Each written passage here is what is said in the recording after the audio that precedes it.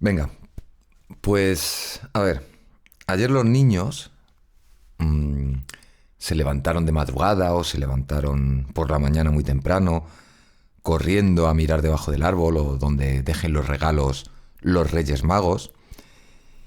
Y hoy ya ha terminado la Navidad. Hoy ya ha terminado todo eso. El fin de la Navidad es el roscón y los regalos de los Reyes Magos, ¿vale? Y hoy quiero hablar sobre eso. Bueno, voy a hablar, bueno, lo que me apetezca, pero quiero utilizar eso como punto de partida. Los Reyes Magos. Que realmente, bueno, sí, Reyes Magos, pero realmente eran Magoi. Que Magoi es magos en plural, pero era otro tipo de magos, ahora lo explicaré. Bueno, hoy quiero hablar de eso, no de villancicos ni de otras cosas. A ver, a ver cómo ordeno esto en mi cabeza para que se entienda. A ver, em, lo de los Magoi. Vamos a empezar por los Magoi y no por el niño Jesús, ni por el pesebre, ni por todas estas cosas. Vamos a empezar por ellos, por los Magoi, porque son los que... Bueno, hay muchas cosas que no están claras, pero bueno, los Magoi no están nada claro. O sea, es algo bastante raro y que entendemos poco. O lo entendemos de otra manera, ¿vale? Entonces, cuanto más leemos el texto donde aparecen los Reyes Magos, más raro se me hace que hayamos acabado contando su historia como la contamos. O sea, contamos otra cosa muy diferente. A ver, para empezar, los Reyes Magos no son judíos. Eso ya hace que estén en otro sitio, los coloca en otro lugar totalmente diferente. No son personas que vienen del pueblo elegido. No han crecido escuchando la Torá. No esperan al Mesías como lo esperaba Israel. Vienen de otro lugar, vienen de fuera. Y en el texto se dice Oriente. No te dicen Occidente, te dicen Oriente. Te están diciendo que vienen del otro lado.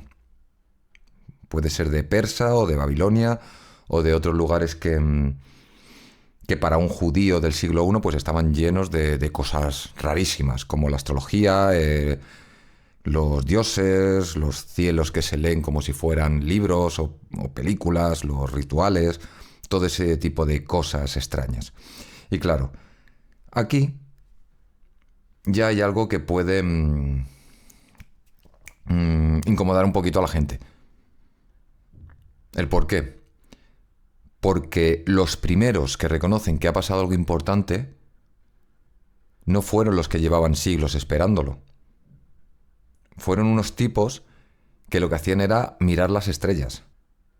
Y aquí tú te puedes preguntar, a ver, ¿y cómo encaja esto? Pues no encaja. Y a lo mejor no tiene ni por qué encajar. O sea, los Magoi, los Reyes Magos, no llegan diciendo sabemos exactamente lo que ha pasado. Ellos no tienen ninguna certeza. Ellos llegan con una frase muy simple, muy corta, muy concreta. Ellos llegan diciendo que han visto una señal nada más. No dicen que, que han visto una prueba o que han sentido la obligación de Dios o algo así. No, ellos dicen que han visto una señal, o sea, una llamada. Y con esa llamada pues tú puedes hacer dos cosas. Puedes decir, va, es una casualidad, es una tontería. O lo que puedes hacer es moverte. Y ellos deciden moverse. Pero moverse de verdad, no de una manera simbólica. O sea, se mueven, caminan. Están viajando durante meses. Durante mucho tiempo. Por desiertos, por lugares súper peligrosos. transitando lenguas que no son las suyas, por lugares que no sabían si les iban a coger o les iban a robar. O sea, lugares muy distintos a donde ellos provenían. E hicieron todo eso sin saber realmente el porqué o el final. No sabían si iban a llegar a algún lugar y iba a pasar algo.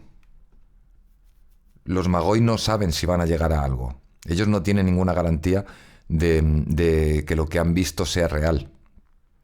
Pero aún así van. Es que eso es como un tipo de fe, es otra cosa. Y bueno, aquí es donde empiezan a aparecer las teorías respecto a los Magoi. Estos reyes magos que van desde Oriente hasta Occidente, motivados por una llamada, por una señal en el cielo. Vale. Pues hay personas que dicen que estos reyes magos eran astrólogos. O sea, sí, astrólogos, pero gente importante, o sea, astrólogos de corte. Eran como los sabios, los consejeros de los reyes. Incluso otras personas, otras teorías decían que ellos eran sacerdotes zoroástricos. O sea, zoroástrico significa que eran de una religión persa antigua. O sea, eran como unas personas que leían el cielo. O sea, que estaban acostumbrados como a interpretar el bien y el mal fijándose en el cielo, fijándose en las estrellas. Y luego hay otras teorías, otras personas que tiran un poco más a Babilonia, a una versión babilónica, que serían que estos reyes magos eran como unos sabios que conservaban textos antiguos, incluso profecías judías heredadas del exilio babilónico. O sea, ya sabes, o sea, cuando se llevaron a los judíos allá. Y todo eso puede ser, no lo sabemos. No sé cuál es la opción correcta. Pero sí que hay algo que todas esas teorías tienen en común. Y es que eran personas que estaban acostumbradas a leer símbolos. No algo claro, cerrado, dicho. No, símbolos. O sea, el cielo. Para ellos el cielo no era un decorado. Para ellos el cielo era un lenguaje, sí, era como una pantalla donde se podían proyectar historias pasadas, presentes y futuras. Algo así, ¿vale? Y bueno, cuando tú lees un lenguaje, sabes cuando algo no encaja. O sea, tú puedes leer un texto y puede haber algo que te chirríe, ¿no? Una persona normal lee un texto y dice, uy, esta parte me chirría. Pues a ellos les pasaba lo mismo, pero con el cielo. Miraban el cielo y veían que algo no cuadraba con lo que había siempre. Y lo que hicieron, en vez de intentar encajarlo a la fuerza, forzarlo, lo que hicieron es seguirlo. ¿Vale? En este caso me refiero a esa luz, ese cometa, esa supernova, esa energía flotante, esa nave alienígena, no sé, a saber. Pero bueno, a ver. Bueno, sigo, a ver. Bueno, y aquí viene una parte que siempre me ha parecido superhumana, que es una de esas partes que te hacen pararte en seco, decir, a ver, ¿qué está pasando aquí? Y es cuando los Magoi llegan a Jerusalén. O sea, tú imagínate la escena. 3 tipos raros, con acento extranjero, con camellos cargados, que entran en la capital Y piensan lo lógico, ¿no? A ver, si ha nacido el rey de los judíos, pues tiene que estar aquí, en el palacio, en el centro del poder, o sea, donde se supone que están los reyes, ¿no? Y van y lo sueltan sin filtro, sin pensarlo dos veces, como, como quien pregunta por una dirección, oye, ¿dónde está el bar Pepe? Pues nada, ellos llegan y dicen, oye, ¿dónde está el rey de los judíos que acaba de nacer? Así, sin corte. Sin saber que acaban de meter el dedo en una llaga enorme. Y ¡pum! Ahí se lía parda. ¿Por qué? Porque Herodes, que está en el trono en esos momentos, oye eso, se entera de esto y no piensa en ningún momento en profecías ni en mesías espirituales. No, no, no, para nada. Directamente él lo pilla, lo capta al instante en un plan político. O sea, un nuevo rey significa que mi trono está en peligro. Es una amenaza directa. Y entonces, en ese momento, pues él hace lo que cualquier persona de poder haría cuando huele que no está controlando algo, que algo se le puede escapar de las manos. Y lo que hace es, pues, llamar a expertos, llamar a las personas más expertas en esos momentos. Lógicamente no va a salir corriendo, pues llama a los expertos para que la asesoren. Asesores, se diría, ¿no? A esos que saben de verdad. A los sacerdotes, los escribas, todos esos que tienen la Torá grabada en la cabeza, todas esas personas que tienen todo el día las profecías en la punta de la lengua, ¿vale? Y Herodes les dice, a ver, decidme, ¿qué pone en vuestros libros? Y estos expertos, pues le responden rápidamente, al segundo, sin dudar. Les dicen a Herodes, le dicen, a ver, Belén, está claro. La profecía de Miqueas lo dice negro sobre blanco. De Belén sale el gobernante de Israel. Eso es lo que dicen, así. ¿Vale? Y aquí es donde viene una parte que es muy llamativa, o sea, que es brutal, porque es que aquí hay un momento de silencio en el relato. A ver, esos expertos lo saben todo. Se saben la profecía de memoria. Saben el pueblo exacto. Belén, que está a unos pocos kilómetros. Saben lo que ha pasado. Saben dónde buscar. Pero ellos no se mueven. No mueven ni un dedito. Se quedan ahí, informando desde la distancia. Como si fueran... Eso, son funcionarios. Funcionarios que cumplen y punto. Ellos no tienen ni curiosidad, ni vamos a ver, ni nada de eso. Nada. Mientras, en su defecto, los Magoi, que vienen de meses de desierto, de pasar las canutas, o sea, que no tenían ni un mapa, no tenían profecías, no sabían ni el idioma, bien, o sea, pues ellos cogen la información que tienen y siguen caminando, directos a Belén, sin pensarlo, ¿vale? O sea, bueno, esta información se la dieron tanto a Herodes como a los Magois, como a los Reyes Magos, ¿vale? Dónde había nacido el nuevo rey. Y bueno, aquí hay un contraste con estas dos figuras humanas, la de los expertos y los Magoi, ¿vale? O sea, aquí ponemos frente a frente a dos actitudes diferentes. Están los que saben pero no actúan y los que no saben del todo pero sí que actúan, sí que se lanzan. O sea, esto es como si el relato te dijera directamente, oye, tener la respuesta no te va a salvar, esto no te salva. Lo que te va a salvar es moverte. O sea, me explico, ¿no?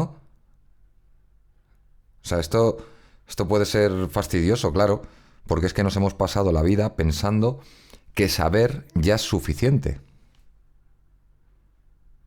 Pero es que esto está ahí, está muy clarito. Saber no es suficiente. Y bueno, entonces, continúo, para no divagar mucho. A ver, entonces aquí pasa otra rareza, pasa otra cosa rara. Los Magoi salen de Jerusalén. Y el texto dice que la estrella vuelve a aparecer. A ver, o sea, vuelve a aparecer. Antes no estaba. O sea, estuvo en un principio para guiarles hasta Jerusalén. Y en Jerusalén desapareció. Y cuando ellos iniciaron la marcha hacia Belén, esa estrella volvió a aparecer. Eso es lo que dicen los textos. Entonces, esto ya te rompe un poco los esquemas, ¿no? Te rompe un poquito esta lectura literal. ¿Por qué? Porque entonces lo que están queriendo decir es que la estrella, en el caso que fuese una estrella, eso que había no era una estrella fija, no era algo fijo, no era algo que siempre estuviese ahí. Es algo que solamente aparecía cuando estabas en movimiento, cuando estabas en camino. Curioso, ¿no? Y desaparece cuando te paras. Más curioso aún. Bueno, pues luego, después de esto, aquí viene una frase que no encaja con nada físico. O sea, la frase que viene es, lo que se dice es, se detuvo sobre el lugar donde estaba el niño, refiriéndose a la estrella, ¿vale? Tengo aquí todos los textos apuntados. A ver, dice eso, se detuvo sobre el lugar donde estaba el niño. Qué raro, ¿no? Eso no lo hace una estrella. Eso lo puede hacer a lo mejor un dron. Pero una estrella, no sé. Bueno, es que no, bueno, que no, ni una estrella, ni un planeta, ni un cometa, ni nada conocido. Por lo menos en ese momento, ¿no? Y entonces aquí ya es cuando ya cada uno pues empieza a tirar de lo suyo, ¿vale? A hacer sus teorías, sus hipótesis, sus creencias, sus opiniones. O sea, en la astronomía, por ejemplo, aquí hablaban de conjunciones, o sea, Júpiter, Saturno, Piscis, ¿vale? Que podía llegar a ser pues esa luz brillante, esa estrella que veían. Luego, históricamente, pues podían ser cometas, podían ser supernovas, no sé. Y simbólicamente, pues ahí ya puede ser otra cosa. O sea, simbólicamente puede ser como una experiencia interior, ¿no? Algo así. Pero bueno, todas las teorías son interesantes, ¿vale? Y bueno, luego ya pues se puede decir eso, que era una nave alienígena o una energía, es que no sé. No tengo certeza de esto, pero bueno. Continuando, a ver. Es que tampoco a lo mejor hace falta tener certeza de esto. A lo mejor no es necesario tener una certeza. Es que yo creo también que cada teoría aporta lo suyo. O sea, es que a saber, o sea, quizá este texto no está describiendo un objeto como tal, sino, o sea, que a lo mejor está describiendo un objeto guiado. Es que no sé, no lo sé. Bueno, la cuestión está en que llegan a Belén, ¿vale? Y aquí hay otro detalle, cuando llegan a Belén. No llegan a un pesebre, llegan a una casa. ¿Eso qué significa? Que ha pasado tiempo, no han pasado horas desde el nacimiento de Jesús. No fue el mismo día. Pasaron días o semanas. O sea, el niño ya no era un recién nacido. Así que esa escena perfecta del 24 y 25 de diciembre, todo eso, solamente ya con esto, eso ya se difumina, se elimina, eso ya no sería así. Pero bueno, aún así, cuando ellos llegan a esta casa, ellos se postran. Y esto es algo muy Magoi. Se postran porque están reconociendo algo o a alguien, ¿vale? Y luego le entregan regalos. Regalos que son rarísimos para un bebé. O sea, da igual la época, ¿eh? Esos regalos, aunque fuesen de hace 2000 años, eran muy raros para un bebé. Rarísimos. O sea, oro, mirra e incienso. ¿Esto no son juguetes? Los niños hace 2000 años también tenían juguetes y jugaban, eran niños. Entonces, estos regalos eran objetos con significado, con cuerpo. Y bueno, y aquí, claro, hay mucha gente que ve simbolismo en estos tres objetos, ¿vale? Sí. El oro podía ser el simbolismo del rey, el incienso podía ser el simbolismo de Dios y la mirra el simbolismo de la muerte, ¿vale? Luego, desde otro punto de vista, económicamente, pues se puede ver como que financiaron la huida de... o sea, se puede ver como que... como financiar la huida a Egipto, ¿no? Y luego ya otras personas pueden verlo ya como un ritual mucho más antiguo. Que todo puede ser. O sea. Pero bueno, a mí siempre me ha dado la sensación de que alguien ahí entendió que venir aquí no iba a ser fácil y que no todo iba a ser luz. Y se prepararon. Es que es eso, es que además cuentan muchas cosas de los Reyes Magos, de que eran tres, y es que se dice que eran tres, pero en ningún texto bíblico aparece que eran tres. Lo que se dice es que le dieron tres regalos. Y entonces, como le dieron tres regalos, dijeron, pues cada uno lleva un regalo. Y de esa manera, pues dijeron, son tres. Pero luego también se habla de un cuarto que se quedó a medio camino porque se paró a ayudar a los pobres. También se cuenta que fueron 12.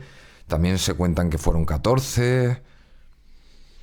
Pero bueno, la cuestión es que los reyes, los Magoi, entregan estos regalos, estas ofrendas, y luego desaparecen. No se quedan aquí con Jesús, ni con María, ni con José. No se quedan de palique, ni explicando nada, ni... No, nada. Al final cogen y se van por otro camino. Y eso me cuadra bastante también con los Magoi. Porque es que son... son buscadores, o sea, no se quedan a gestionar lo que encuentran. Ellos siguen. Y a partir de ahí ya todo lo demás, pues ya pues empieza a colocar solo de otra manera, ¿no? Bueno, a ver. Cosas que tenemos. Tenemos la cueva, tenemos los pastores, tenemos a Herodes, tenemos la fecha del nacimiento de Jesús, el tiempo, ¿no? La época, bueno, sí. Sí, el momento del año. Sí, a ver, esto es otra capa, venga, vamos, a ver. A ver, volviendo a los Magoi, a ver. Después de esto que he comentado, quizá ya no se mire ese nacimiento igual, ¿vale? Estos hombres, estos tipos, han cruzado medio mundo siguiendo una señal rarísima. ¿Y a dónde llegan? Llegan a Belén. Que Belén no es nada. O sea, no es una capital, no es un centro espiritual, no es un sitio importante. Es un pueblo pequeño que está perdido, que no tiene prácticamente peso político. Pero ahí ya empieza a encajar una cosa que es rara, extraña. Que es que esto en ningún momento iba de grandeza. No iba de empezar bien. Como lo quieren contar. A ver, lo de la cueva, vale. A ver, el nacimiento en una cueva. Eso al final, o sea, esto lo hemos romantizado muchísimo. O sea, dicen que Jesús nació en un pesebre, pero es que eso no fue así. Eso se modificó posteriormente. Y bueno, a ver, cuento cómo fue esto. Fue por un tema de un censo. O sea, em, que José y María eligieran Belén para tener al niño no fue algo aposta. O sea, es que no lo eligieron. Fue porque había un censo y la familia de José era de Belén y entonces ellos estaban en Nazaret y tuvieron que ir a Belén. Y cuando llegaron a Belén, pues todo eso estaba a reventar de gente, ¿vale? Y claro, imagínate, un sitio a reventar de gente, yo qué sé, iba a compararlo con Ibiza, pero, o sea, un sitio a reventar de gente que no hay ni una sola habitación para alquilar, ni ningún sitio para quedarte ni pasar la noche, ¿vale? Y justo en ese momento, en esos días que van ahí para lo del tema del censo, pues María se pone de parto, empieza a tener las primeras contracciones, o no, no lo sé de qué manera fue, pero bueno, lo que sí que se sabe es que se pone de parto. Y entonces empiezan a buscar lugares, pero no encuentran ningún lugar. Pero lo que sí que encuentran es una cueva. Era una cueva donde guardaban a los animales, a las cabras, diferentes tipos de animales. Y por lo que se dice, Jesús nació en un comedero de animales. No en esa cunita como de mimbre que se pone en los belenes y todo eso. Que eso, bueno, al final eso tiene que ver con la religión y eso se hizo después. Eso fue un cambio de relato. Y bueno, cuando Jesús está naciendo o está a punto de nacer o justo ha nacido, pues los primeros que se enteran no son los Magoi. Esto también es curioso, esto también me llama la atención. Los Magoi llegan después, como he comentado, llegan tiempo después. No se sabe cuánto tiempo después, pero tiempo después. Los primeros en enterarse son los pastores, ¿vale? Y el cómo se enteran los pastores, pues se cuenta como una historia así bonita, ¿no? Eh, pero no es tan bonita. O sea, esos pastores no eran personas entrañables, eran gente que vivía fuera del pueblo, de la ciudad. O sea, era gente que dormía con animales, que no cumplía normas de pureza, que no era, o sea, no era gente fiable. Pero sin embargo, el anuncio del nacimiento de Jesús supuestamente les aparece a ellos. Les aparece de golpe. O sea, no progresivo, no como algo que van entendiendo poco a poco, no. O sea, les aparece de golpe. Y se cagan de miedo. O sea, en el propio texto se dice que tuvieron gran temor. Eso no es emoción navideña. No es que se pusieron muy contentos, que viene el Salvador, no sé qué, no. Estaban aterrorizados. Y cuando están aterrorizados, escuchan una voz que lo primero que les dice a estos pastores es tranquilos. Y luego lo que hace es darles una señal. O sea, lo primero que se les dice es tranquilos, no corráis, no pasa nada. Y luego, en vez de soltarles ahí un pedazo de discurso o una visión celestial que les deja a todos flipando, pues lo que ocurre es que les dan una señal súper concreta, una señal que se puede tocar con las manos. O sea, les dicen, esto es lo que vais a ver. Un niño envuelto en pañales, o sea, cualquier bebé normal, bien tapadito en trapos, acostado en un comedero. Y claro, los pastores pues se quedan ya flipando del todo, aturdidos. O sea, dicen, ¿cómo que un comedero? ¿Un comedero dónde? O sea, ¿eso es un sitio donde comen los animales? ¿Un burro, las ovejas? ¿Hay algo más cutre que eso? ¿Cómo va? ¿Qué me estás diciendo? O sea, imagínate la decepción en ese momento de los pastores. O sea, tú imagínate, tú eres un pastor, se te aparece un ángel que te da un susto de muerte y te dice que ha nacido el Salvador del mundo, el Mesías. Y la prueba que te da es eso. Un bebé normal, con pañales sucios y durmiendo donde come el ganado. Aquí no hay nada que impresione a nadie. No hay nada que nadie diga, ¡wow! Esto es Dios.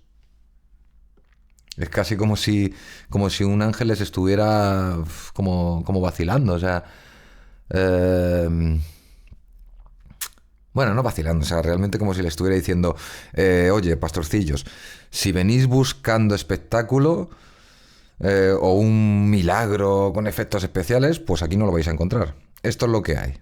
Un crío normal en una cueva con animales. O sea, bueno, sí, en una cueva de animales. Y esto es flipante, porque es que te baja las expectativas de golpe.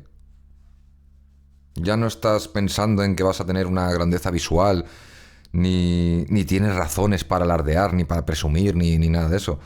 Lo que te dice es, si queréis ver algo importante, buscad en lo pequeñito, en lo ordinario, en lo que parece un error.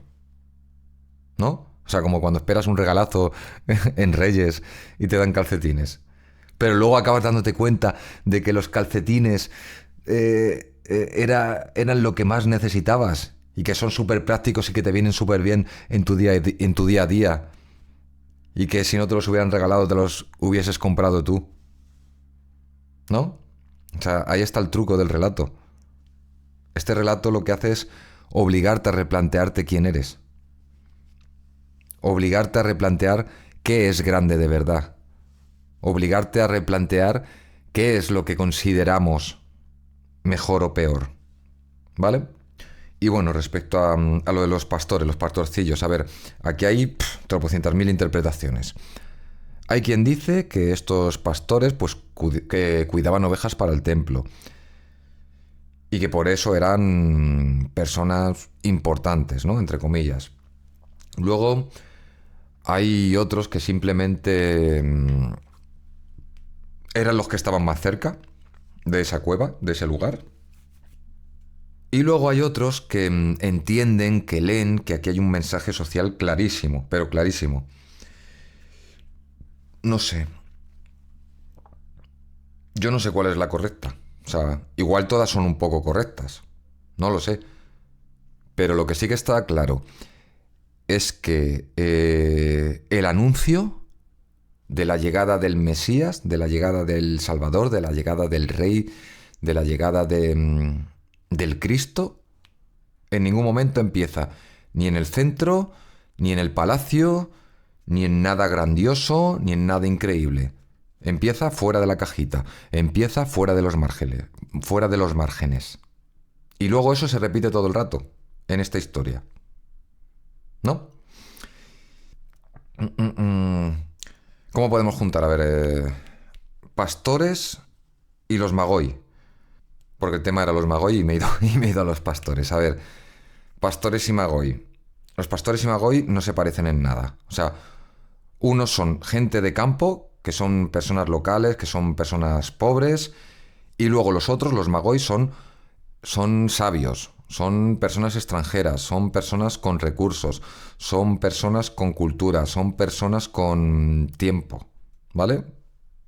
Y, y sin embargo, ambos llegan al mismo sitio, ambos llegan al mismo lugar, por caminos distintos, pero llegan al mismo lugar. En tiempos distintos también, sí, pero llegan al mismo lugar. Eso es raro también, ¿no?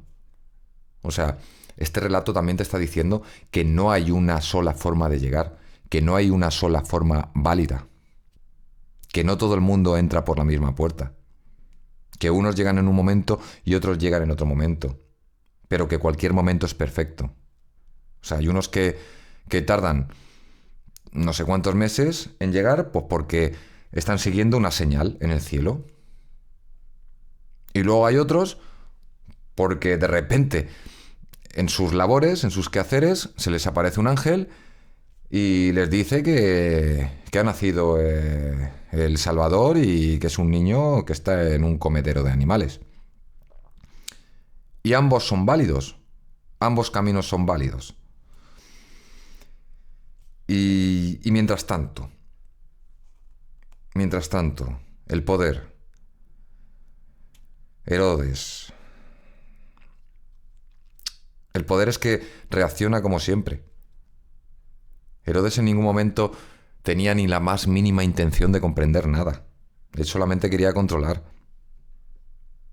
Y aquí es donde empiezan a verse dos mundos distintos, dos mundos paralelos. El mundo de los que buscan y el mundo de los que tienen miedo a perder lo que tienen. Son mundos muy distintos.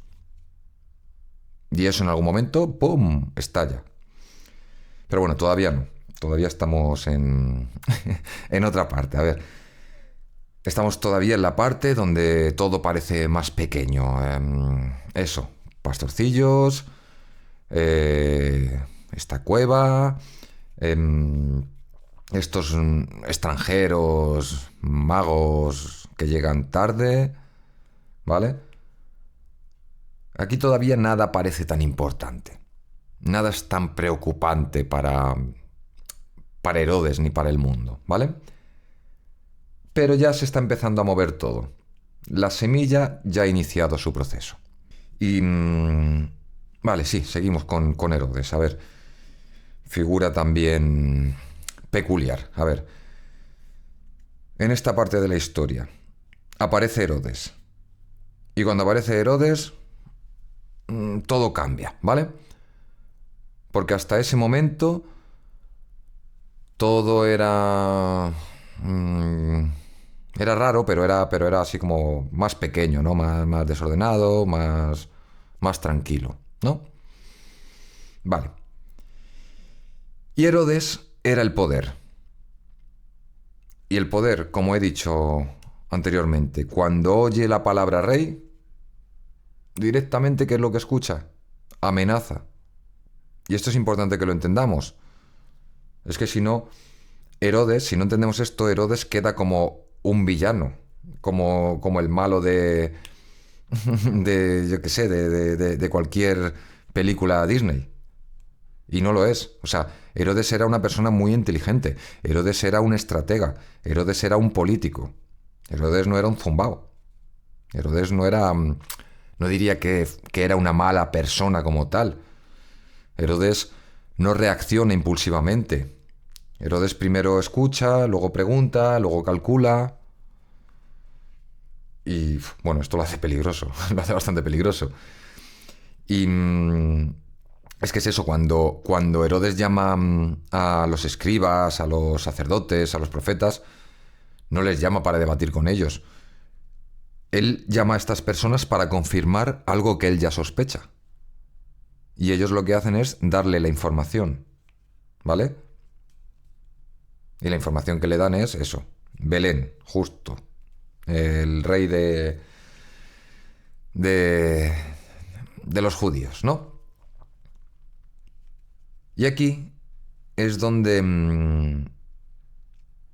que esto es un poco tiempo después de que Jesús haya nacido, Herodes sí que se pone ya se pone ya más firmemente a investigar, a buscar a este rey. Pero no para adorarlo, lógicamente, sino para cargárselo, para eliminarlo del mapa. ¿Vale? Y entonces lo que hace es utilizar a los Magoi. Los utiliza, los usa. Les pide información, les pide que vuelvan, les pide muchos detalles. Y claro, pues todo eso pues suena súper educado, súper correcto, pero realmente lo que estaba haciendo era pues prácticamente controlar y manipular. Y los Magoi no eran tontos. Los Magoi sabían que algo no encajaba. Y aquí es donde entra un tema, que es el tema de los sueños. O sea, las intuiciones, ¿no? Esos avisos, ¿vale? Sueños, intuiciones, avisos.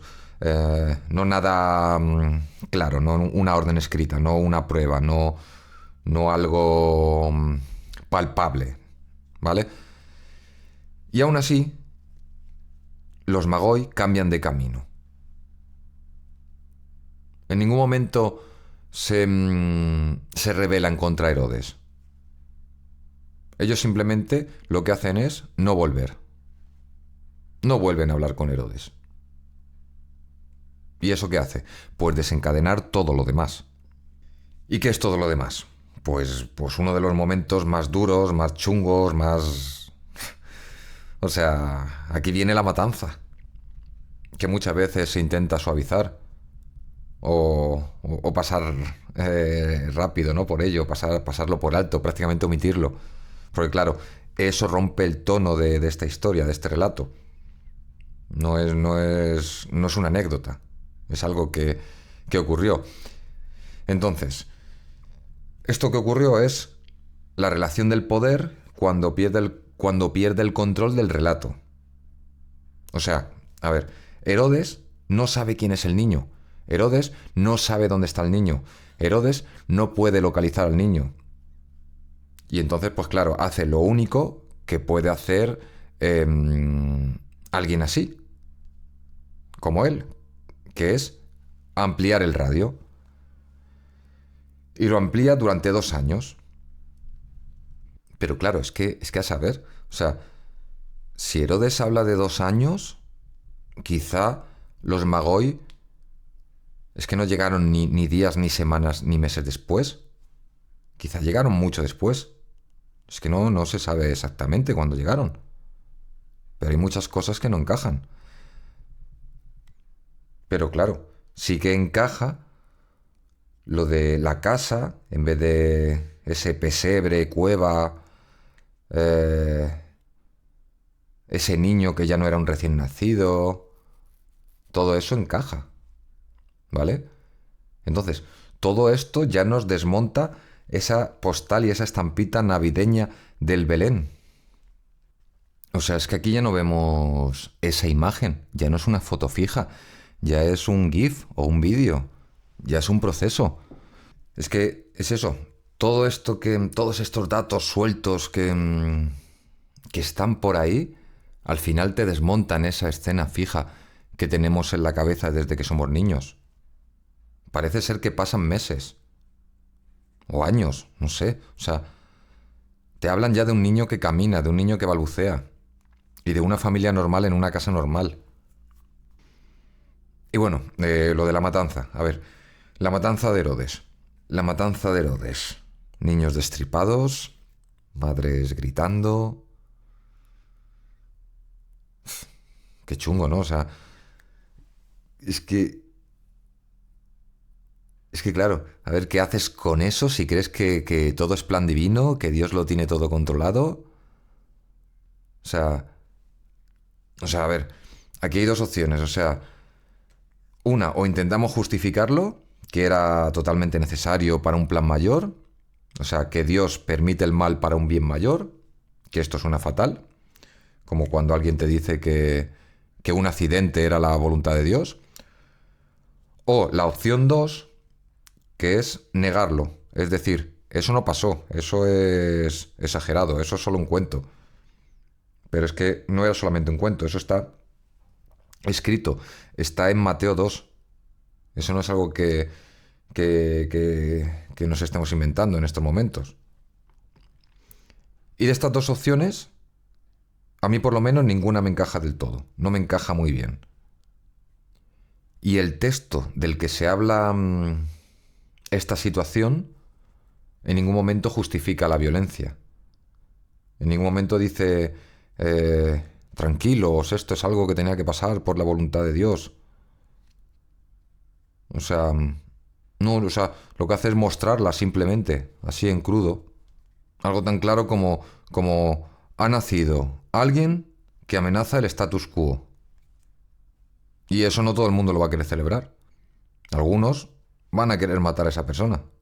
O sea, eso es como si alguien denuncia corrupción en su empresa, pues lógicamente no le van a dar una medalla. Lo que hacen es hacerle la vida imposible. O cuando alguien empieza un proyecto que molesta a los que mandan, pues lógicamente no le ponen la alfombra roja. Vale, toma, ¿sabes?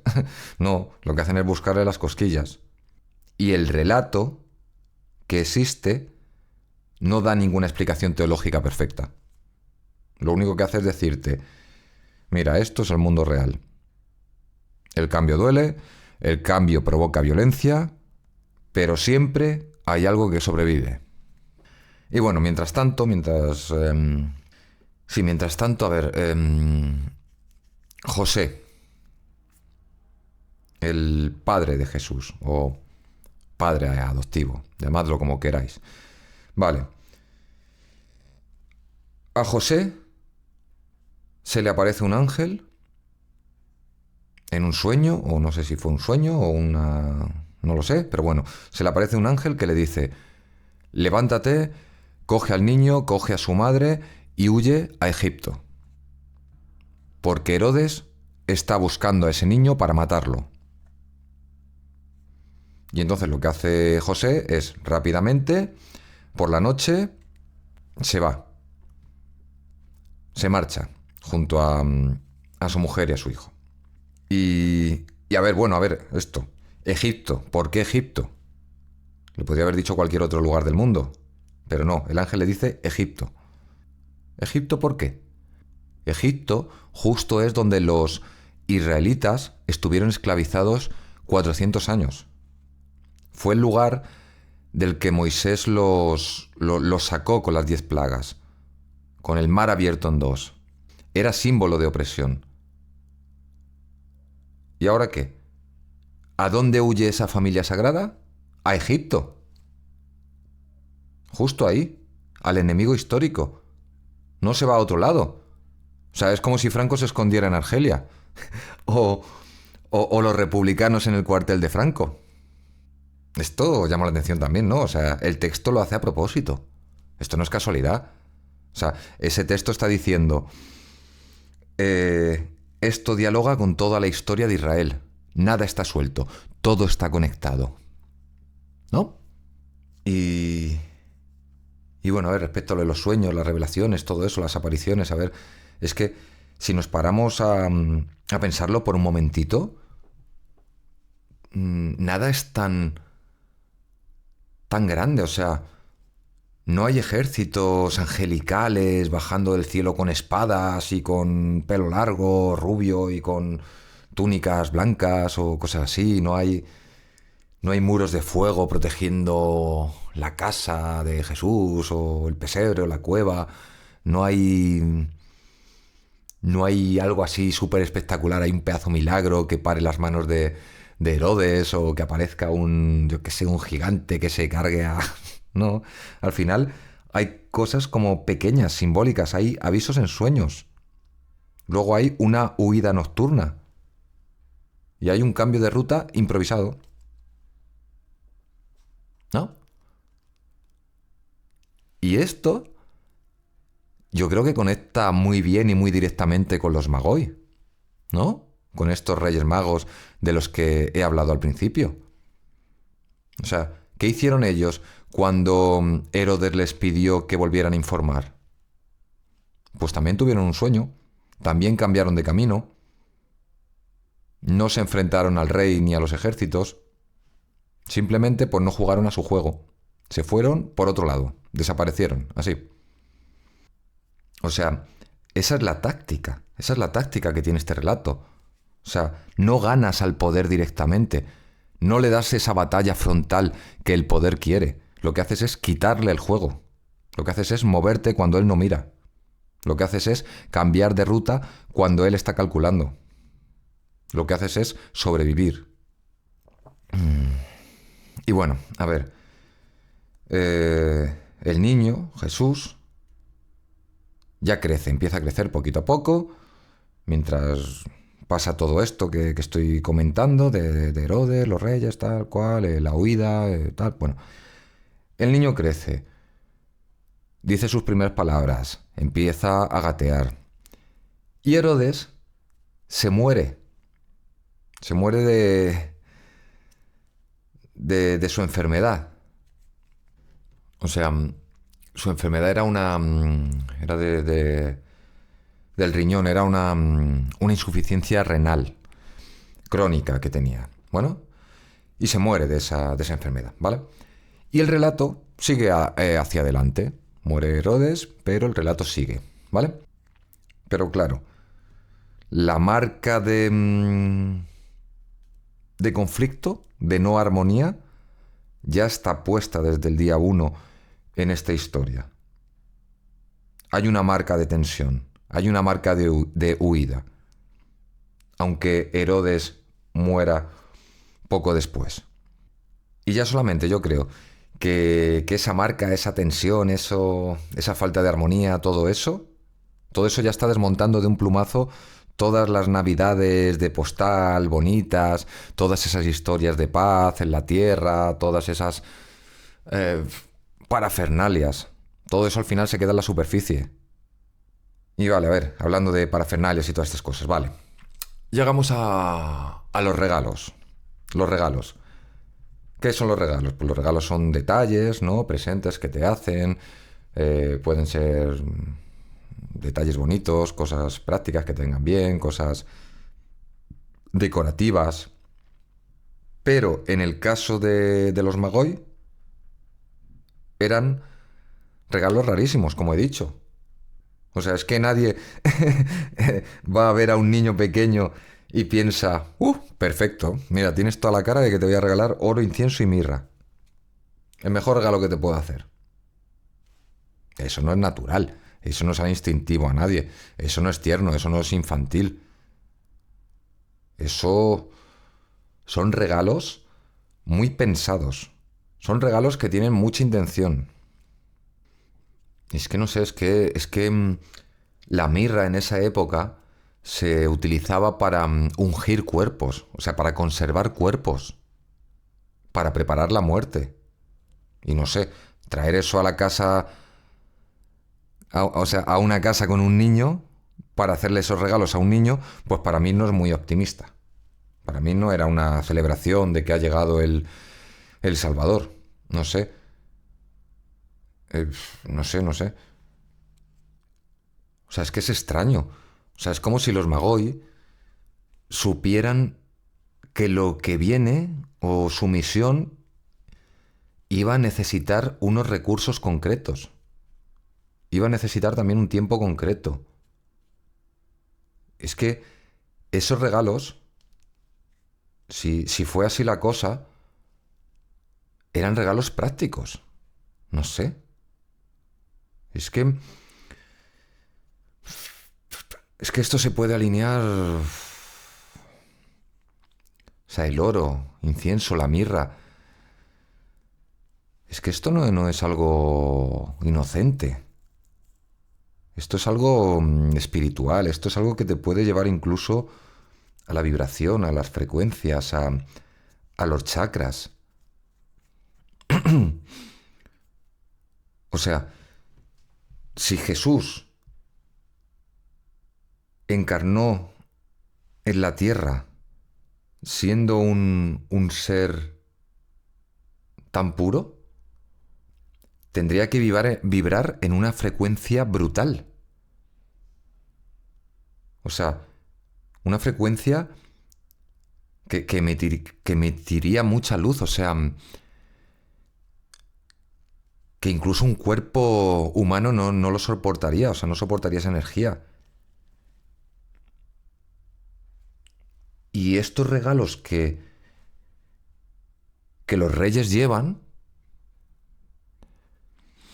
es que no sé, que a lo mejor es una locura, es una teoría súper loca, pero quizá intentaron recalibrar los hercios de este niño para que encajara en este plano. No sé, o sea, locura, sí, puede ser locura, pero no sé, no sé, no sé. No lo sé, no lo sé.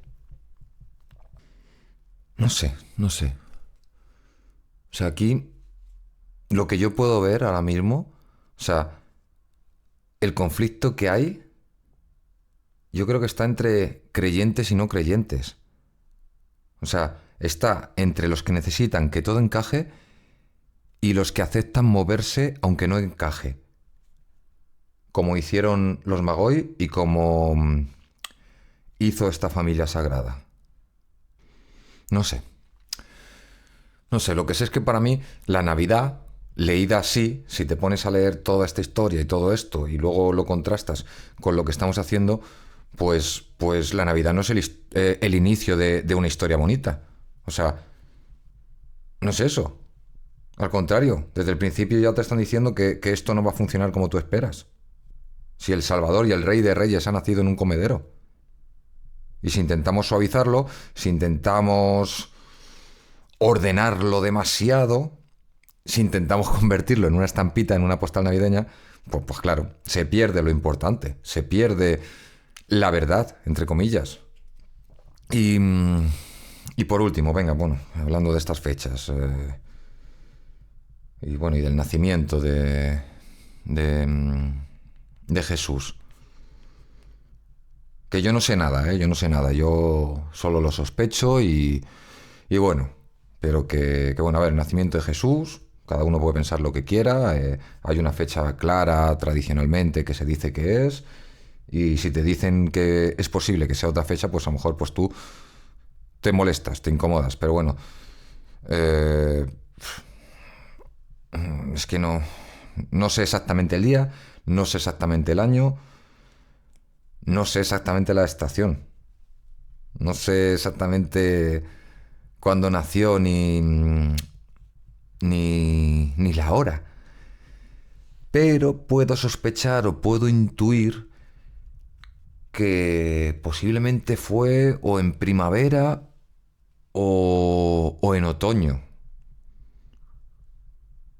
O sea, lo del 25 de diciembre, esto viene de una fiesta pagana. O sea, viene del tema del solsticio y el simbolismo solar. Y sí, al fin, pues todo esto es muy interesante. Es interesante, pero también te distrae. O sea, porque realmente cuanto más intentamos fijar el cuándo, menos estamos mirando el cómo. Son como interrupciones mentales. Eh,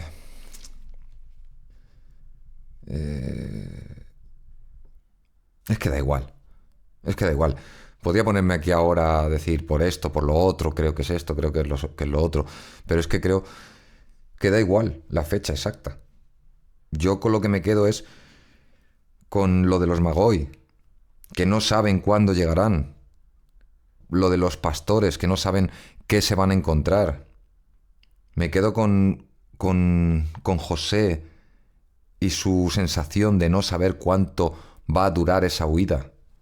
Me quedo con María, que no sabe cuándo va a, a ocurrir algo. Me quedo con que todo es provisional, con que todo es mientras tanto. Y eso mola, porque eso hace que el tiempo ya no sea lineal. Ya no hay un antes y un después. Ya no hay un antes que sea un antes tranquilo y un después que sea el orden. Aquí hay como una sucesión de respuestas. Y por eso cuando alguien dice, es que Jesús nació tal día, a mí siempre me da la sensación de que se está perdiendo algo. Es que los textos no quieren que tú lo celebres por la exactitud del día. Los textos quieren que tú lo entiendas por el desajuste. O sea, por el hecho de que nada cae donde debería caer. Y eso es lo que conecta una y otra vez con el tipo de Mesías del que estamos hablando. No uno que inaugura una nueva era con un acto solemne cortando una cinta roja o como inaugurando la nueva era, no. Eso fue algo que se infiltró en el mundo humano, en el tiempo humano, sin pedirle permiso a nadie. Es algo, y fue algo que no empezó cuando todos los preparativos estaban listos para la gran llegada. No, empezó cuando había sitio para empezar, cuando había un lugar para entrar. Es que no sé, es que no es necesario. O sea, intentar fijar la fecha exacta de cuando ha ocurrido algo, para mí es casi como una forma de defensa. O sea, como decir, vale, yo ya lo he colocado aquí, ya lo tengo súper controlado, ya sé cuándo pasó y ya el relato te responde solo. Y no tienes nada controlado. No sabes nada.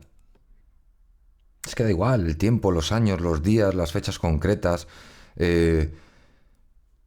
Da igual cuántos años pasen. Es que esto que estoy comentando no es solo historia, no es solamente religión, no es solamente Navidad. Esto es un relato sobre cómo llega lo importante cuando no encaja, cuando no es perfecto, cuando nadie lo espera. Y eso sigue pasando siempre, a día de hoy. Y estos Magoi, de los que estoy hablando, siguen apareciendo en cualquier historia que vale la pena seguir. Gente que no sabe exactamente qué va a encontrar. Gente que sigue señales raras. Gente que arriesga tiempo. Gente que arriesga recursos. Gente que gasta energía sin garantía. Esos pastores siguen representando los márgenes. Los que viven fuera del centro. Los que nadie espera. Con los que nadie cuenta. Esos son los que reciben noticias terribles y aún así actúan. Y Herodes también sigue aquí. Herodes es cada institución que teme perder el control. Herodes es cada poder que reacciona con violencia cuando algo nuevo brota, cuando algo nuevo irrumpe. Herodes es el que no entiende el cambio. Herodes, sí, el que no sabe gestionar el cambio. Y el tiempo al final es una ilusión. El tiempo siempre va a estar desajustado. Nada llega en su momento exacto. Todo llega como puede, a destiempo. Y todo eso es perfecto. Todo eso es exacto y todo eso es a tiempo. No sé si me entenderéis con esto, pero bueno, a ver. Volviendo a lo más humano, bajándolo a tierra. A ver, lo que quiero decir es que al final nadie tiene todo resuelto. Al final todos improvisamos. Y que todo se hace con lo que se tiene. Y que todo al final cuesta, que todo pesa. Y que aún así, aunque todo cueste, aunque todo pese, aún así se sigue día a día, se sigue caminando, se sigue actuando, se sigue decidiendo. Y eso es lo que hace que sigamos, que sobrevivamos. No la seguridad, no la perfección. O sea, es que esto que he contado, este relato, yo creo que habla de eso. Que sí, que a lo mejor he divagado mucho, me he enrollado con algunas cosas o he tenido algunas ideas inconexas que luego he podido a lo mejor conectar, pero bueno, esto es una reflexión, pero es que es así, o sea, este relato habla de eso, de los Magoi, de los regalos raros, la cueva, la huida, el control, el miedo. Es que es eso, o sea, todo apunta a lo mismo. Y apunta a que la importancia llega en medio del desorden. La importancia no se espera, la importancia no se controla, la importancia no se doma. La Navidad no es una fecha en el calendario, no es un conjunto de días del calendario. El pesebre ese del que se habla no era un pesebre súper bonito y no sé qué, no era eso. Leedlo porque no era eso. Los Reyes Magos no eran eso que se dice. Y a saber cuántos eran. Y muchas más cosas. Y a saber si había un rey negro, o varios, o no lo hubo nunca, y apareció en un momento de la historia por algún motivo concreto. No lo sé. Lo que sé es que a veces para entender e integrar algunos textos no basta con leer, hay que leerlos de verdad. O sea, estaría muy bien empezar por los Magoi, estaría muy bien empezar por la señal, por ese movimiento sin garantías, por eso que no encajaba, que no tenía casi sentido. Porque si leemos desde ahí, luego todos los textos también toman como otra dimensión. Eso es una maravilla, eso es brutal. Y bueno, que al final acabo aquí alargándome y enrollándome de más. Pero bueno, a ver, respecto a todo lo que he comentado, si lo juntamos, ¿no? Para hacer un poco un resumen, a ver, empezando por los Magoi y siguiendo hasta el día de hoy. Aquí hay un patrón, hay un patrón. El patrón es, respecto a los Magoi, a ver, fue un inicio fuera de lo esperado. Los Magoi llegan de otro lugar a otro lugar y no llegan desde un centro. No llegan con autoridad, ni con realeza, ni con certeza, ni nada de eso. Llegan por unas señales, por una estrella teledirigida en el cielo. Llegan con intuiciones. Y ya solamente eso ya hace que la idea esa que tienes, o que tenemos, o que teníamos de ese Mesías perfecto, se rompa, desaparezca, ¿no? Porque realmente lo que hay es desorden como principio. O sea, en medio de todo ese caos, toca improvisar. No hay nada bajo control. Y lo que he comentado, aquí en estos textos se comprenden que hay dos caminos. Hay como dos tipos de llegada. Está el camino de los pastores, esos marginales, locales, sorprendidos por ese ángel al que no esperaban, y luego los Magoi, que eran extranjeros, sabios, astrólogos, personas que estaban guiadas por señales. Y estos dos grupos llegan al mismo lugar. Y llegan por rutas y por tiempos distintos. Entonces, ¿qué quiere decir esto? ¿Cuál es el patrón? ¿Qué es lo que me está diciendo el relato? Me está diciendo que no hay un solo modo de acercarse a lo importante. Eso es lo que entiendo yo, por lo menos. Y también me está diciendo que el poder nunca entiende, el poder siempre reacciona. Herodes no discutía, no buscaba comprender, no buscaba amar, buscaba controlar. Y el poder suele no, es que el poder responde con miedo, con violencia, con atrocidades, cuando pierde la narrativa. Es que la matanza es la consecuencia directa de ese choque. Y aquí nada está glorificado. Está todo mostrado. Y lo del tiempo, a ver, lo que he dicho, los Magoi es que no llegan el mismo día cuando nace. Los Magoi llegan meses después. Llegan cuando el niño es un niño, ya no es un recién nacido. Como he dicho, Herodes habla de 2 años. O sea, no hay nada lineal. Nada cae en un momento perfecto. Es que solamente el relato ya está desafiando esa obsesión que tenemos por fijar fechas y controlarlo todo. ¿Y qué más? Lo de los regalos, el oro, incienso, la mirra. También dicen, hay más cosas que dicen que le llevan, como un diamante, una perla, un no sé qué, bueno, materiales simbólicos, prácticos. No son juguetes, no son decoración, o sea,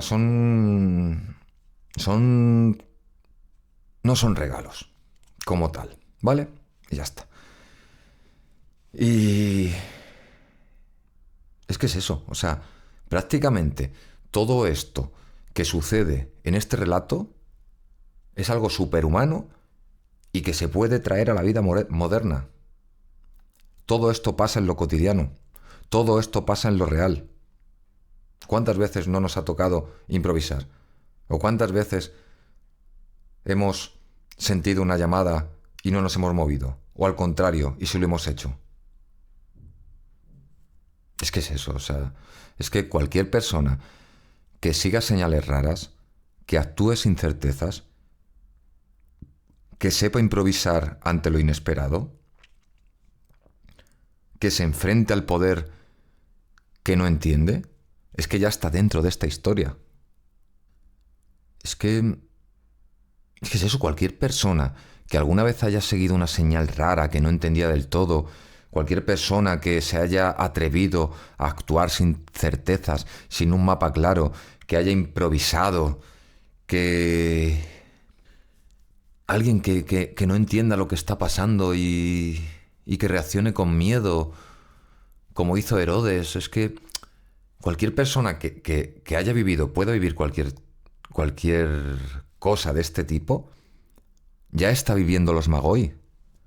Ya está en esa cueva. Ya está en Belén y en Jerusalén. Ya está huyendo por la noche. Esto es un relato vivo, contemporáneo. Esto no es una historia que se acaba el día 6 de enero.